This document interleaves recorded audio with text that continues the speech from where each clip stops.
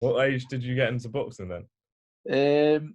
Well, to be honest, all my life, when I was a kid, I used to just train with my dad, like doing pads, punching his hands and things like that. I had my first fight when I was 12. I had I had 4 fights actually when I was 12. And then I packed in for a few years. I went back and messed about. I was in and out of the gym for a couple of years. And I started taking it serious when I was about 16, to be honest. Started like kind of thinking, hang on, I'm not bad at this. And then sort of cracked down. And my first fight back, I actually boxed when I wasn't fit. And I shouldn't have been boxing really. I mean, I shouldn't have never fought. I'd only been back in the gym 2 weeks. And I got stopped. I got stopped in my first fight back, purely just because I could hardly breathe, let alone fight. And it was the best thing that ever happened to me because I started training hard then. And, you know, and then I think I won my next one and then I lost one. And then I think I went on a run of like 15 wins or something. And I got to national finals. And then like just from that moment of getting stopped purely through being unfit, you know, it sort of changed everything, my mindset and everything. And I thought, no, I'll never let that happen again. Not through fitness. And like I say, I've never come second in a fight through fitness ever again. All right. This is Jonathan Ayoff here for Pro Boxing Fans. Delighted to be joined by former world title challenger Callum Johnson at his home in Manchester, is it? No, Boston. Boston. Right. Yeah, Boston. Bennington, a little village outside Boston. How's you and your family doing right now during this period? To be honest, we're doing good. We're all doing good. We're I say we live out in a rural area, and like you say, we're surrounded by fields and marshes and things like that. So we're not really feeling the isolation as much as what some people probably are. So we're quite lucky. So as I say, we're all doing good. I think my mum, obviously, I live next door to my mum, and I think my mum's a little bit bored because obviously she can't go out to see her friends and, you know, things like that. And obviously she's in the house a lot on her own. And so I think my mum's a bit bored. But other than that, other than a little bit of boredom there, everyone's doing well. What's it like not being in the gym with all the lads and Natasha as well? What's that like? It must be very strange. Yeah, it's frustrating. It's frustrating. It's starting to get a little bit frustrating now because, you know, I'm in a position where should have been fighting tomorrow. It actually should be tomorrow, shouldn't it? Yeah. And like I say, I'm also in a good physical condition, and I'm ready to go. And I think some of the others are as well. So I think Tasha should have fought last week for the world title. So I'm sure she was feeling it last week. Jose obviously missed out on in his semi-final fight. It's frustrating that we can't, because this year was it was looking to be a good year for quite a few of us in the gym. Do you know what I mean? As a whole, and it's sort of been put on pause. But it is what it is at the end of the day. You know, it's not just us, it's not just our gym, it's all the gyms, it's all the fighters, it's all the sports people, and it's the whole world, isn't it? You know, it's the whole world that's feeling it. So it's kind of a case of you can't feel sorry for your own self. You kind of have to do the best you can for you, and if you can help others, then help others. But it's a case of looking after kind of number one in your family, I think, at the minute. Absolutely. I mean, obviously there's much more serious situation, but obviously this is your profession. You're not earning any money at the moment, I suppose, with not fighting. And coupled with that, I mean, your fight with Igor Milkovin, I believe his name is. So I can pronounce it. Yeah, I mean, for the European title, it was a big fight. And was it supposed to happen before? Because I remember sort of there were rumours of it happening sort of the early part of this year. Yeah. What was the situation with that? Well, it was. I first got told it was going to be March the 7th, and then I didn't really hear a lot about it. And then it was announced that it was going to be May the 2nd, which was a little bit frustrating because one, I kind of didn't know where I was. I was expecting to be out in March, and then all of a sudden it was going to be May, which was like kind of frustrating for a few days. But then in hindsight, it was probably a good thing because it just gave me more time, you know, to prepare. But like I say, it is what it is. You know, we just got to go with what the cards we've been dealt, and we've all been dealt with these cards at the minute. And you know, I think there's a lot of people that are thriving in the situation, and there's obviously going to be a lot of people that aren't. So on a personal note, a personal level, I'm thriving. You know, I'm kind of, as I say, I don't think I've ever lived my life so correct as an athlete. I don't just mean in food or drinking and things like that. Just in my general routine, my general mindset. You know, I just kind of just triggered a switch. Just triggered a switch that I probably should have triggered a few years ago. But like I say, it's you know, some good's coming out of it for me. Yeah, I mean, absolutely. I mean, we've seen it going sort of viral on social media, all this amazing fundraising you've been doing during this period. Talk to me about how it all started. I believe it was one of your friends, Ryan, is it? Yeah, How yeah, did it right. come about? Well, he's a kid from Boston. He's a Royal Marine, and I see he put out a fundraiser that he was doing to raise. His initial target was £500 to raise for the NHS, and he was going to basically he was asking people to run 5k and donate a fiver, and then every £100 he raised, he was going to run 10k. So potentially, if he got his 500, he was going to run 50k. So I messaged him. I said, I like the sound of that, what you're doing. I said, I'll do a bit. I'll help you with that. I said, and I said, how about if I do a 100k bike ride and I'll donate £100? And he said, oh yeah, that'd be great. So then I started advertising that I was doing it. And then one of my friends jumped on and said, I'll do that ride with you. And he happens to know Adam Peaty, who's an Olympic gold medalist. So he jumped on, and then we're sort of advertising it even more through myself and through him. And then Zwift sort of got on board, and they made it an event. And I think there was 652 riders that took part in it by the end. So that's how it started. And then I thought, well, I enjoyed it. I enjoyed the kind of build up to it and the excitement around it. So I thought, well, what about if I do something every Wednesday? And that's how it started, really. And the challenges seem to get wackier every Wednesday. Yeah, I mean, let's start with the Tyre flip. We spoke a bit off camera about it, but you know, how difficult was that? How did it sort of like mentally as well? Just, I mean, physically it must have been tough, but mentally for that amount of time, I think you did it for almost 5 hours. Yeah, it was how that one came about. I was putting out on my Facebook ideas for a challenge, and someone mentioned flipping a tyre, and I thought that'd be a good challenge. That's not a bad challenge. And I thought I've not flipped the tyre for a long time, so I thought that'd be tough as well. And that's how it started. And then I got out there, and I was going on, and I was looking at my watch at the distance I was covering. I was thinking, I'm flying here. I'm flying. I just kept going and going and going. And my initial plan was only to do 5k. But I was on my watch. I was up to 5k very quickly, a lot quicker than I thought. So I thought, wow, I'm going to keep going. And in the end, I stopped at 6.2 miles, 10k on my watch, thinking that's what I did. But it wasn't. It was only 4 miles. But yeah, mentally, it was tough. Physically, it wasn't that tough, I'll be honest. Because I was only going at a steady pace. I wasn't like flying, you know what I mean? But my forearms was hurting, don't get me wrong. And my missus come out, and she did a few laps with me with a dog and things like that. And there was neighbours. Obviously, my street were quite isolated, but the nearest neighbour is like half a mile away. But they was always out, and every time I went past, he was left a cup of coffee out for me, and he even brought a bacon sandwich out for me once, but I couldn't eat it anyway because I wasn't feeling it.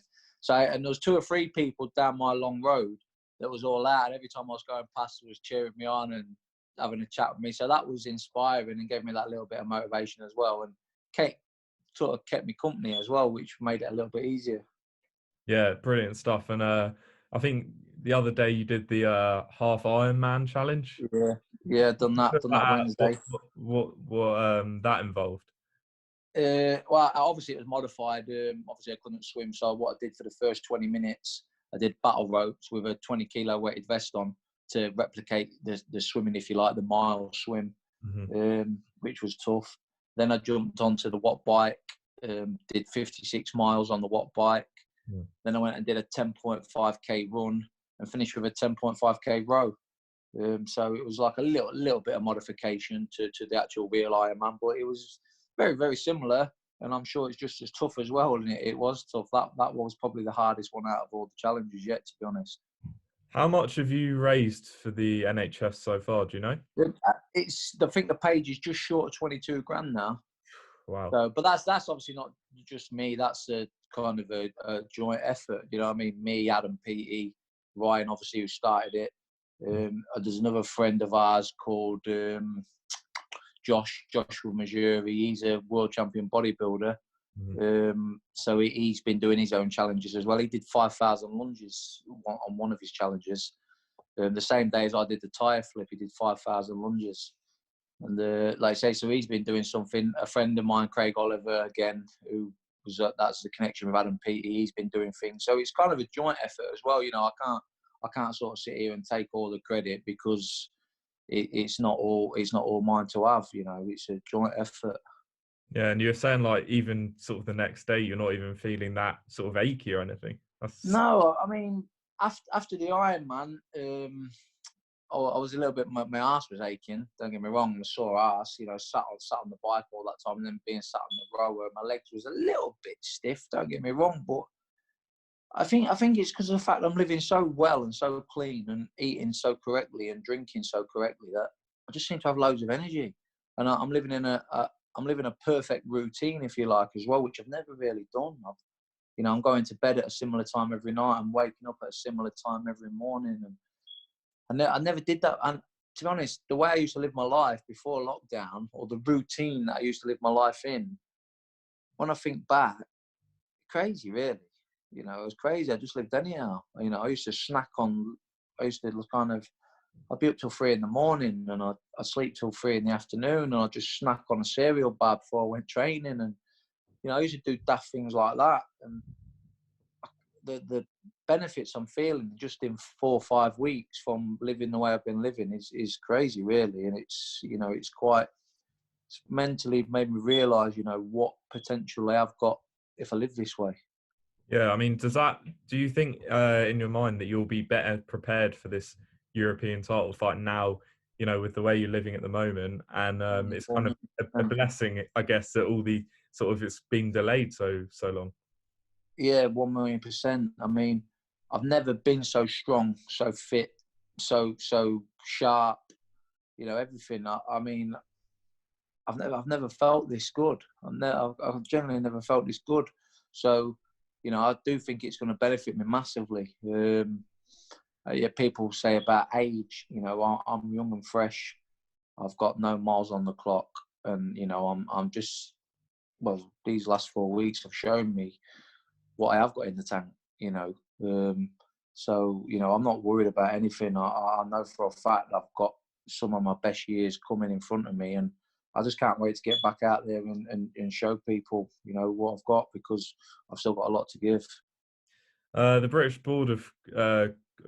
Board of Control yesterday said that they're targeting a July return behind closed doors, and I've heard some news that potentially the White Povetkin card, which you are going to be on, will be one of the first major cards to be behind closed doors. Yeah, what's your reaction to that? I mean, it seems inevitable it will be behind closed doors. Yeah, you know what? It's probably not ideal. Not ideal for the fans, not ideal for the fighters, really, because we're used to fighting in front of large crowds. But at the same time, you know, we've boxed as amateurs in small places. We've hardly any people there before. We've boxed in small hall shows before. We spar in the gym, you know, with nobody there. So we are used to that. And at the end of the day, it's about getting sport back on the TV as well for people, because sport's a big part of people's lives. And, you know, I'd imagine there's a lot of people out there that are missing sport. And, you know, it's kind of, I'd imagine it helps a lot of people, you know, keeps them mentally right, you know, with the sport on the TV. So it's something that, yeah, it's not ideal, but it's something that I'm open to and something that I would definitely be up to doing.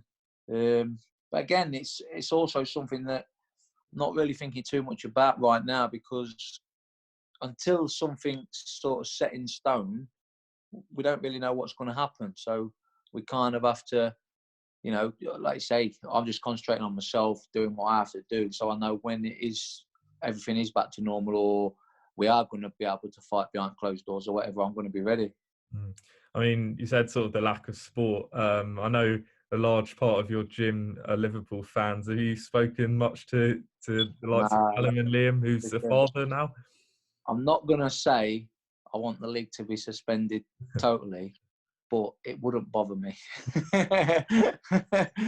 No, it wouldn't be fair, would it? I mean, Liverpool, at the end of the day, Liverpool deserve to win the league. They've kind of already won the league. So it wouldn't be fair at all. But, as I say, it wouldn't bother me at all. You're a United fan? Yeah, I'm a United fan, Okay. yeah. I'm an armchair supporter, if I'm honest. It's Yeah. I'm not a die-hard fan. I can't say I'm a die-hard fan because I'd be lying. But yeah, I've always been a United fan, and it's always been that Man U Liverpool rivalry as a kid growing up. And some of my mates was Liverpool fans, and obviously some of us was Man U fans. So you never really lose that, do you? Deep down, you always want, and like I said, the last few years, Liverpool have been the team. You know, they've been kind of smashing Man U in every area. So, but you know, if they win the league, they deserve it. But if it gets called off and they don't win the league because of that, then, well, what can I say?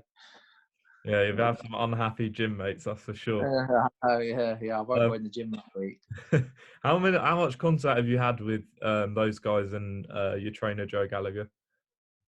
Yeah, quite a lot. We're in a group chat, so we're always like kind of chatting in the group chat and texting and things like that. Spoke to Joe 2 or 3 times, you know, and then we always, like I say, speak daily in the group chat. So it's we always keep in touch. A lot of people obviously talking about a rematch between you and Artur Beterbiev. They have done ever since that fight ended. Where do you see that fight happening down the line? How far do you think you're away from that? Again, you know, obviously this fight for the European title, it goes ahead still, hopefully, against that opponent and everything else, and I win that, then it all depends on promoters and everything else, whether they want to make it happen, because, you know, promoters do have the power to make fights happen if they want to make them happen. So again, it's something that's out of my hands. I'd fight him next week.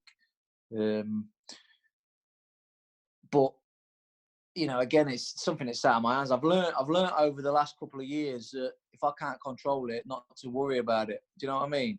And that's the case again. Yeah, I'd love to get the chance again. Would I win the fight? I don't know. Maybe not, but maybe I might. You know, I certainly believe I could. So, but until you know, it's kind of a realistic thing to talk about. I don't really tend to think about it. You know, all I really think about is the guy I'm fighting next. You know, because that's a tough challenge. He's a good fighter. You know, not a lot of people have heard of him, but he's a top 10 world fighter. You know, he's a Russian. He's probably top 3 or 4 in Russia, and you know, he's no joke. You know, so I'm going to have to be at my very best to win that fight, and I know that. So I'm just totally concentrated on that. Yeah, I think he's former European champion. He's had a couple of defenses as well. What do you see as his main strengths and Um, going into the fight?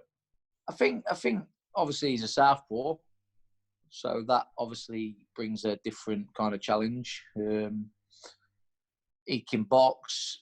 He also puts some pressure on as well. He looks tough. He looks fit. You know, he's obviously completed the 12-round distance on a number of occasions.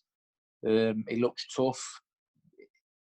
You know, he doesn't look the most powerful, but everybody at that level can punch hard enough. You know, so it's a tough fight. You know, it's a tough fight, and it's a fight that, again, I will have to be at my very best, you know, to win.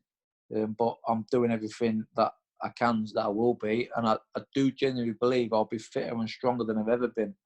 So, you know, will he be able to last 12 rounds with me?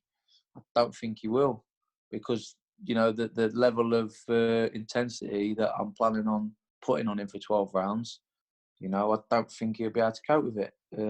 But until it happens, we'll not find out.